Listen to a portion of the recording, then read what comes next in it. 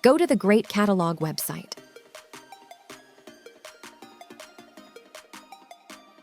Log into your account or register.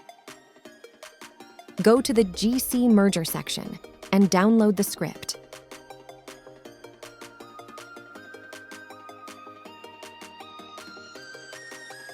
Drag and drop the MZP file into the viewport of your 3D Max to install GC Merger. Great!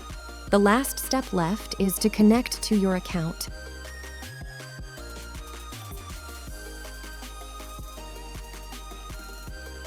Go to your profile on Great Catalog to the GC Merger section.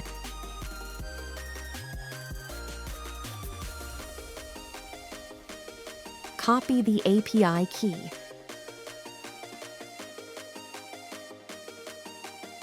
Paste the key into the script and click Login. Wonderful! You now have access to your account and can quickly insert models into your project.